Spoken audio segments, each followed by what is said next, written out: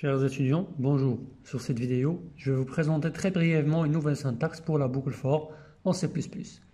Je ne vais pas revenir sur les notions de base en relation avec la boucle for.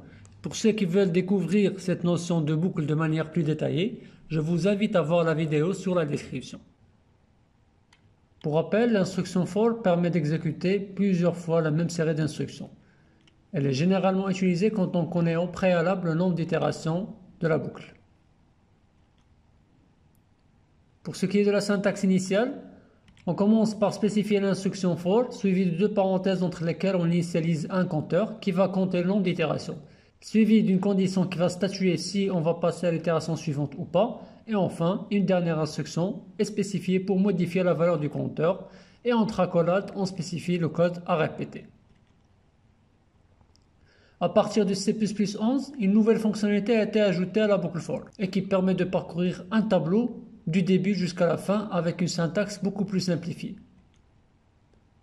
Cette nouvelle syntaxe n'utilise pas de compteur, mais une variable qui recevra à chaque itération l'une des valeurs dans le tableau parcouru, et ce depuis le début jusqu'à la fin. Après l'instruction for, on met entre parenthèses la déclaration d'une variable qui doit avoir le même type que le tableau à parcourir, suivi de deux points et de l'identifiant de tableau. Et on spécifie entre accolades des instructions à exécuter pour chaque élément du tableau. Il est important de noter qu'avec cette syntaxe, la modification des éléments du tableau n'est pas possible, car à chaque itération, la valeur de la case courante est copiée dans la variable créée, et par conséquent, on ne récupère qu'une copie sans que cela n'ait d'effet sur le contenu du tableau. Et si vous voulez modifier les composantes d'un tableau, il faut utiliser une référence à une L-value, au lieu d'une simple variable. Et dans ce cas-là, on va à chaque itération accéder directement aux valeurs dans le tableau parcouru et on peut par conséquent les modifier. Pour mieux comprendre cette nouvelle fonctionnalité de la boucle for, on va voir un exemple sur Dev C++. Je vais commencer par déclarer un tableau d'entier que je vais appeler T et que je vais initialiser avec des valeurs.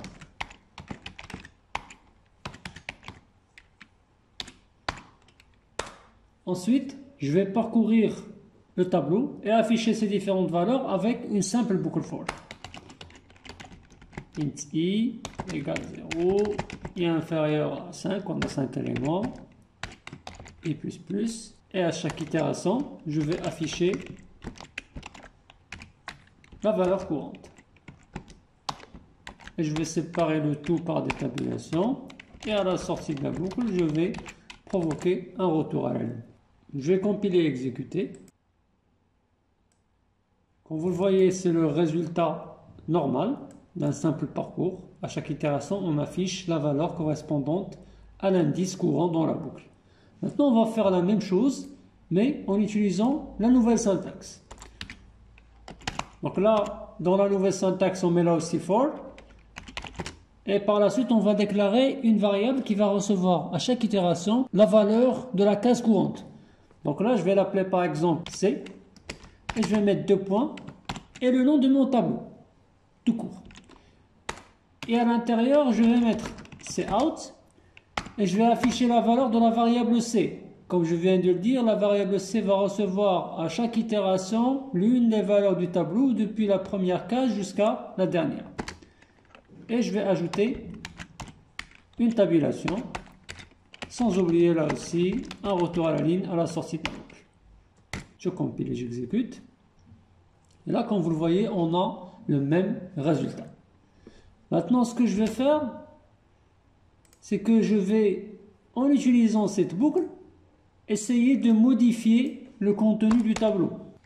For int, par exemple, c.t. Et là, à chaque itération, C va recevoir C fois 2. Donc, je vais écrire étoile égale 2.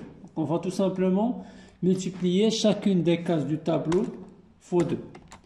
Et je vais réafficher le contenu du tableau. Je vais dupliquer ce code d'affichage. Et je reteste. Là, comme vous le voyez, le contenu du tableau n'a pas changé. Parce que, comme je viens de le dire, la boucle for ici, la variable qu'on a déclarée, elle ne va recevoir qu'une copie, c'est-à-dire qu'elle n'accède pas directement au contenu du tableau.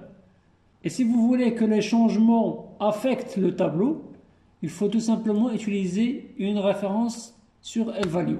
Donc il faut ajouter un et juste avant le nom de la variable. En l'occurrence ici la variable c.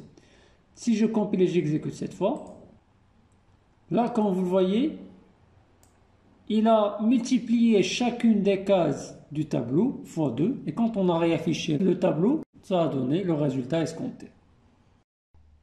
C'est tout pour cette vidéo sur la nouvelle syntaxe de la boucle for. Dans la prochaine vidéo, je vous présenterai Inch'Allah le passage par référence pour les fonctions. Et si vous avez des questions, n'hésitez pas à me contacter par mail.